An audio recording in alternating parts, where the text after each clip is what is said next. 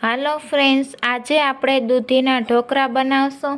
એના માટે મેં ફ્રેશ દૂધી લઈ લીધી છે। હવે આપણે આ દૂધીને છોલી લેશું। પહેલાં દૂધીને મેં છોલી લીધું છે। હવે આપણે દૂધીનું છીણ કરશું।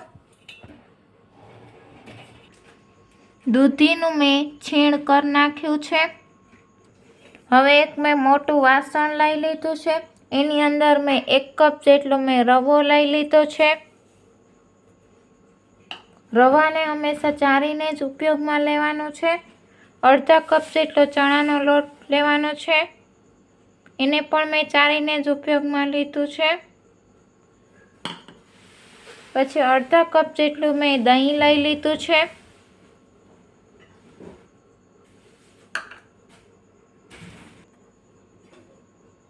ને 1 કપ જેટલું મેં પાણી લઈ લીધું છે। પણ આપણે થોડું થોડું પાણી એડ કરતા જઈશું અને મિક્સ કરતા જઈશું આપણે બેટરને।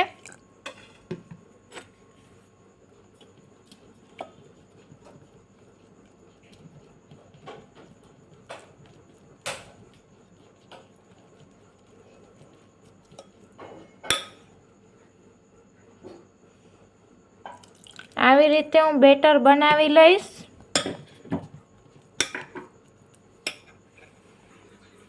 બધું આપણું મિક્સ થઈ ગયું છે અને બેટરની કન્સિસ્ટન્સી આ રીતે હોવી જોઈએ। ને 1 કપમાંથી મારું 3 ચમચી જેટલું પાણી વધ્યું છે। બાકીનું પાણી મારું વપરાઈ ગયું છે। હવે આપણે દૂધી છીણીને રાખી હતી 1 કપ જેટલી દૂધીનું છીણ છે મારું। હવે આપણે એડ કરશું ને સ્વાદ પ્રમાણે મીઠું અડધી ટીસ્પૂન જેટલું,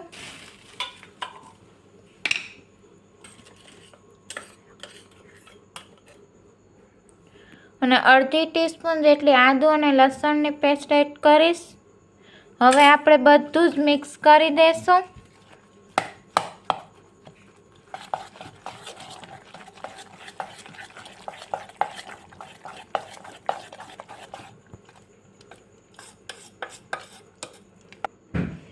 બધું આપણું મિક્સ થઈ ગયું છે। આને હવે હું ઢાંકીને 10 મિનિટ માટે એને હું રેસ્ટ આપીશ। ત્યાં સુધી આપણે સ્પેશિયલ એક ચટણી બનાવશું।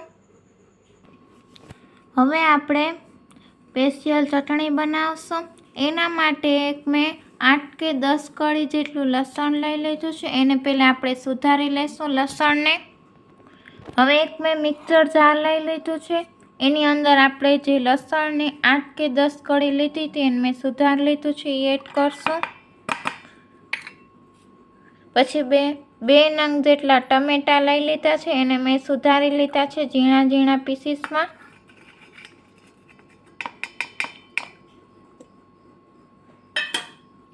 એક ચમચી જેટલું જીરું, અડધી ટીસ્પૂન જેટલું મીઠું,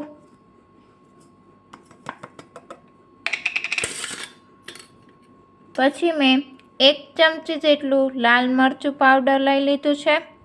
હવે આપણે મિક્સર જારનું ઢાંકણું બંધ કરીને બધું આપણે ક્રશ કરી લેશું। અને 10 મિનિટ થઈ ગયું છે એટલે મેં ખોલી લીધું છે। હવે અડધી ટીસ્પૂન જેટલો હળદર પાવડર, હવે આપણે બધું જ મિક્સ કરી દઈશું।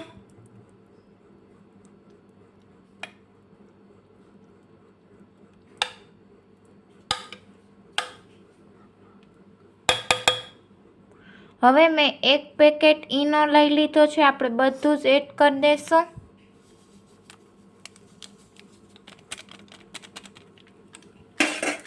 હવે એના ઉપર હું 2 ચમચી જેટલું પાણી એડ કરીશ ને બધું જ આપણે મિક્સ કરી દઈશું।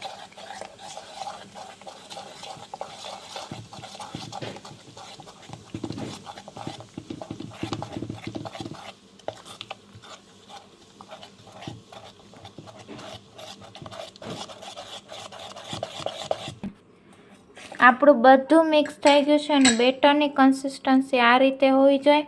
હવે હું 1 ચમચી જેટલું સિંગ તેલ એડ કરીશ કાચું। એનાથી આપણા ઢોકળા જરાય પણ ચવળ નહીં થાય, એટલે મેં કાચું સિંગ તેલ એડ કર્યું છે આની અંદર।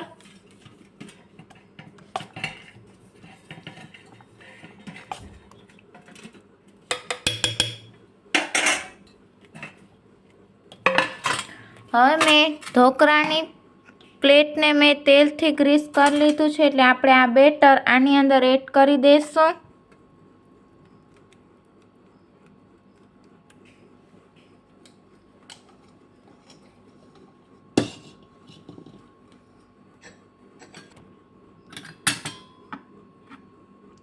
હવે આપણે ઉપરથી લાલ મરચું સ્પ્રિંકલ કરશું. લાલ મરચું નાખવું એ ટોટલી ઓપ્શનલ છે, પણ એનાથી સ્વાદ બહુ જ સરસ ઢોકળામાં આવશે, એટલે આપણે લાલ મરચું પાવડર સ્પ્રિંકલ કરીએ છીએ. મેં ઢોકળિયું પહેલેથી જ ગરમ કરવા માટે મૂકી દીધું છે. હવે આપણે ઢોકળાની પ્લેટ રાખી દઈશું આની અંદર. આપણે હવે એને ઢાંકીને 10 મિનિટ માટે સ્ટીમ કરી લઈશ.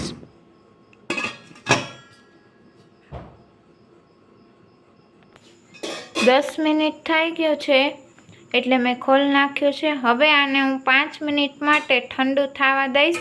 પછી આપણે એક એનો વઘાર કરશું ઢોકળાનો. 5 મિનિટ ઠંડુ થઈ ગયું છે એટલે મેં આના પીસ પાડી લીધા છે. હવે આપણે આનો એક વઘાર કરશું. હવે એક મેં તડકા પેન ગરમ કરવા મૂકી દીધું છે. એની અંદર મેં 3 ચમચી જેટલું મેં તેલ ગરમ કરવા મૂક્યું છે.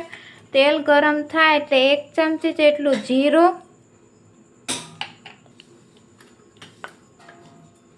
અડધી ટીસ્પૂન જેટલી રાઈ, 8 કે 10 નંગ જેટલા કડી પત્તા,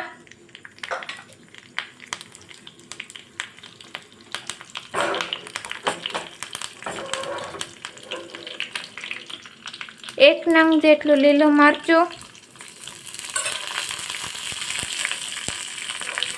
હવે આપણે આ બધી વસ્તુને આપણે મિક્સ કરી લઈશું.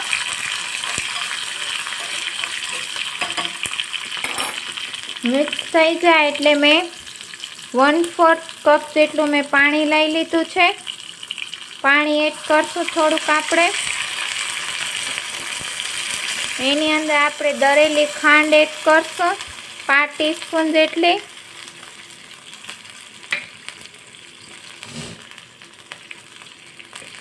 અડધી ટીસ્પૂન જેટલું મીઠું એટલે સ્વાદ પ્રમાણે. હવે આપણે બધું જ મિક્સ કરી દઈશું ને ગેસ આપણે બંધ કરી નાખશું.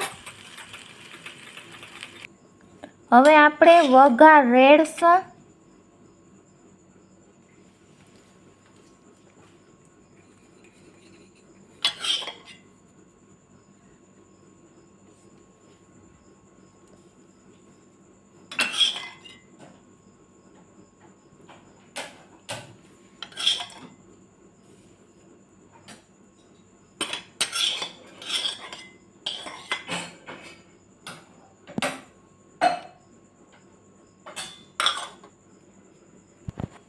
ઉપરથી આપણે ફ્રેશ ધાણા સ્પ્રિંકલ કરશું.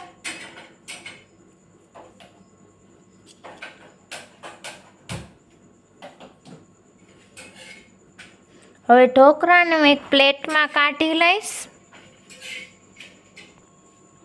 ઇન્સ્ટન્ટ દૂધીના ઢોકળા મેં સર્વિંગ પ્લેટમાં કાઢી લીધી છે. એના સાથે મેં આપણે સ્પેશિયલ ચટણી બનાવી લસણની, એ પણ મેં સર્વિંગ પ્લેટમાં કાઢી છે.